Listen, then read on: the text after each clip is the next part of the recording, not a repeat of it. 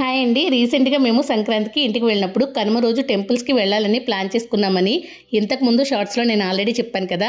ముందైతే విజయవాడ కనకదుర్గమ్మ తల్లి టెంపుల్కి వెళ్ళి అక్కడి నుంచి మంగళగిరి పానకాల స్వామి టెంపుల్కి వెళ్ళామని కూడా చెప్పాను. వాటికి సంబంధించి మా ఎక్స్పీరియన్స్ అనేది ఆల్రెడీ షార్ట్ వీడియోలో పోస్ట్ చేశాను, చాలామంది చూశారు కూడా. ఇదేంటంటే మంగళగిరిలోనే చాలా ఫేమస్ అయిన లక్ష్మీ నరసింహస్వామి టెంపుల్ అనమాట. చాలా పాతకాలం నాటి టెంపుల్, చూడ్డానికి చాలా బాగుంటుంది. ఎప్పుడైనా సరే పాతకాలం నాటి టెంపుల్స్ ఏంటంటే 4 వైపులా పెద్ద పెద్ద గోపురాలతో చూడ్డానికైతే చాలా బాగుంటాయి. ఈ టెంపుల్ హిస్టరీ అయితే నాకైతే పెద్దగా తెలియదు, అందుకనే నేనేం టచ్ చేయట్లేదు. ఇంకా ఈ టెంపుల్ విషయానికి వచ్చేస్తే లోపలైతే కెమెరా అనేది అలౌడ్ లేదు.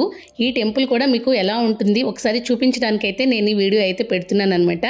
ఇదేంటంటే మనకి మంగళగిరి ఎంటర్ అవగానే ఫస్ట్ ఈ లక్ష్మీ నరసింహస్వామి టెంపులే ఉంటుంది. ఆ తర్వాతే మనకి 1.5 కిలోమీటర్స్ దూరంలో కొండపైన పానకాల స్వామి గుడి అయితే ఉంటుందన్నమాట. మేమేంటంటే పానకాల స్వామి గుడి అనేది కొండపైన ఉంటుంది కాబట్టి ముందు ఆ టెంపుల్ దర్శనం చేసుకున్న తర్వాతే రిటర్న్ వచ్చేటప్పుడు ఈ టెంపుల్ అంతా దర్శనం చేసుకుని అక్కడి నుంచి అయితే కాసేపు టైం స్పెండ్ చేసేసి వేరే ప్లాన్ ఉంది కాబట్టి అక్కడి నుంచి రిటర్న్ అయిపోయాం.